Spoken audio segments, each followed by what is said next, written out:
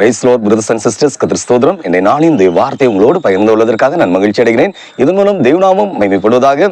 தேவன் நமக்கு தந்திருக்கும் இன்றைய நாளின் இந்த வார்த்தை சங்கீதங்களின் புஸ்தகம் 30வது சங்கீதம் 2வது வசனம். என் தேவனாகிய கர்த்தாவே, உம்மை நோக்கி கூப்பிட்டேன், என்னை நீர் குணமாக்கினீர். அன்பு தேவ பிள்ளையே, ஆண்டவரை நோக்கி கூப்பிட்ட எல்லா மனுஷனுக்கும் ஆண்டவர் சுகம் கொடுக்கிற ஆண்டவரா இருக்கிறார். என்ன சொல்றாரு? அவரை நோக்கி கூப்பிட்டாரா, அவரு என்னை நீர் குணமாக்கினீர். இந்த உலகத்துல எல்லாரும் கைவிடப்பட்டு எது முடியாது, நடக்கவே முடியாது என்ன சொல்லுவாங்கல்ல, அதுக்கெல்லாம் ஆண்டவர் ஒரு சொல்யூஷன் வச்சிருக்காரு. எங்கெல்லாம் முடியாது கடைசி ஸ்டேஜ்ல பாக்குறோமோ அந்த எண்டு, அந்த முடிவுல இருந்து தான் அவரு தொடக்கத்தை கொடுப்பாரு. அல்லேலூயா.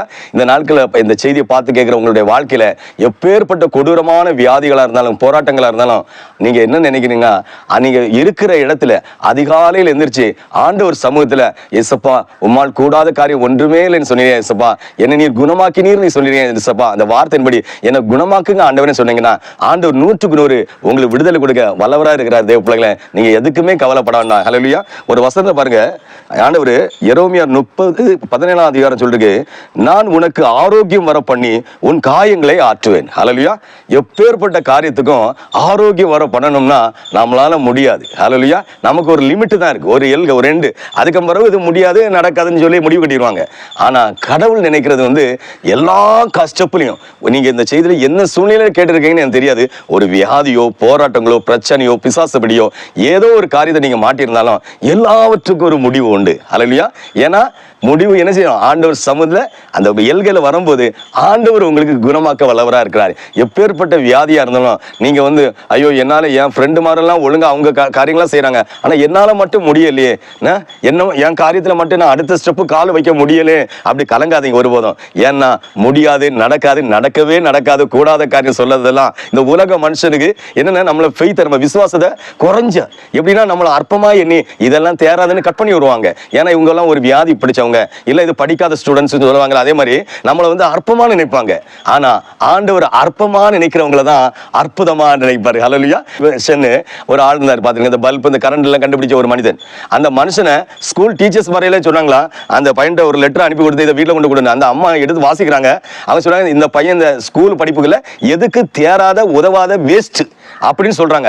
ஆனா பிற்காலத்துல பாருங்க, கரண்ட் பல்பு என்னெல்லாம் கண்டுபிடிக்க முடியுமோ அந்த மனுஷன் தான் கண்டுபிடிச்சுவான். அதனால நீங்க ஐயோ என்னால மட்டும் முடியாது, எல்லாருமே சொல்லிட்டாங்க, எங்க அம்மா அப்பாவே சொல்லிட்டாங்க, டீச்சர்ஸே சொல்லிட்டாங்க, ஆண்டி சொல்லிட்டாங்க, அங்கிள் செஞ்சாங்க, பக்கத்து வீட்டுக்காரர் சொன்னாங்க, எழுதூர் வீட்டா சொல்லுங்க, என் பிசினஸ் பார்ட்னரே சொல்றாரு, நீ இனிமேல் இந்த இதுக்கெல்லாம் செட் ஆகாது, நீ வேற ஏதாச்சும் போ, அப்படி எல்லாம் யாரு சொன்னாலும், இந்த வியாதியை குணமாக்க இந்த உலகத்திலேயே ஆளே இல்லைன்னு சொன்னாலும், ஹல்லேலூயா, ஏசப்பாட்ட சமூகத்துல வந்தீங்கன்னா ஏசப்பா என்ன வார்த்தை சொல்றாரு, அவர் குணமாக்குற தேவன். பாருங்க, என் தேவனாகி கர்த்தாவே, உம்மை நோக்கி கூப்பிட்டேன், நீர் என்னை குணமாக்கினீர். ஆண்டவரை நோக்கி கூப்பிட்டா வெட்கப்படுத்தவே விட மாட்டாரு. ஹல்லேலூயா. அவர் கண்டிப்பா சுகத்தை கொடுப்பாரு, உங்களை தலை நிமிர்ந்து நிக்க உதவி செய்வாரு. அது ஒரு வார்த்தை பாருங்க, நான் உனக்கு ஆரோக்கியம் வர பண்ணி உன் காயங்களை ஆற்றுவேன். காயம்னா சரீர காயம் மட்டும் இல்ல, ஹல்லேலூயா, உங்க மனசு காயத்தை கூட மாற்றுவாரு. மனசுல சில நேரம் இப்ப நிறைய பேர் பாருங்க, எதையெல்லாமே இழந்து போயிடும், மனசை இழக்கிறோம், சரீரத்தை இழக்கிறோம், ஆனா வெளியே தெரியல. யார்கிட்ட சொல்ல முடியுமா, என் மனசை இழந்துட்டேன்னா மனசு என்ன ப்ளூடூத்ல இருந்து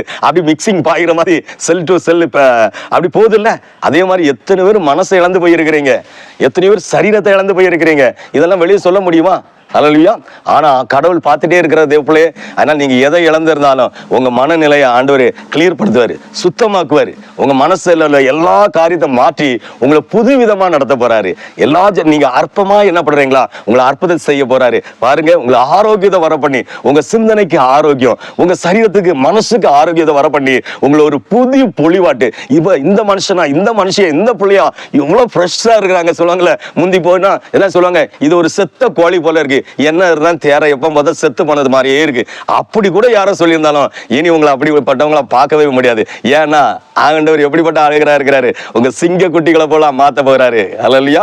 எப்பேற்பட்ட கொடூரமான, உங்களால் நடக்கவே முடியல, என்னுடைய கடமையை நானே செய்ய முடியல, அப்படி செய்ய வச்சா நான் உண்மையாட்ட இந்த தேவனை நம்புறேன். நீங்க விசுவாசிங்க, இயேசுவின் ரத்தம் ஜெயம், இயேசுவின் ரத்தம் ஜெயம், அதிகாலை 4 மணிக்கு இயேசுவின் ரத்தம் ஜெயம், இயேசுவின் ரத்தம் ஜெயம் சொல்லி பாருங்க, நீங்க நடக்காத உங்களை நடக்க வைப்பேன். நீங்க எப்படி ஸ்ட்ரோக் ஆகி நீங்க பெட்டில தான் இருந்தீங்கனாலும் காரணம், இயேசுவின் ரத்தம் உங்களை சுகமாக்க வல்லதா இருக்குது. ஏன்னா அவர் நேற்றும் இன்றும் மாறாத தேவன், வானமின் சிங்காசனம் பூமியின் பாதப்படி சொன்ன பரலோக தகப்பன், பரிசுத்தம் இல்லாமல் ஒருவனும் தேவனை தரிசிக்க முடியாதுன்னு சொன்ன பரலோக ராஜா. அவர் நமக்கு தாயும் தகப்பனுமா இருக்கிறார் தேவப்பிள்ளை.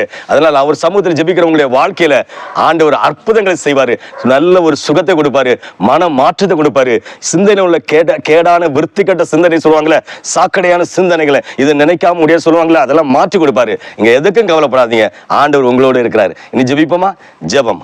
ஹல்லேலூயா. தகப்பனே, பரலோக தகப்பனே, இயேசுப்பா, என் தேவனாகிய கர்த்தாவே, உம்மை நோக்கி கூப்பிட்டேன், நீர் என்னை குணமாக்கினு சொன்ன வாக்குத்தத்தின்படி உம்மை நோக்கி இந்த செய்தி கேட்கிற பிள்ளைகள், கூப்பிடுற ஜனங்கள் ஒவ்வொரு பிள்ளைகளுக்கும் நீர் இரக்கம் செய்து விடுதலை கொடுப்பீராக என்று மீட்பர் இயேசுவின் நாமத்தில் ஜெபிக்கிறேன் ஜீவனுள்ள பிதாவே.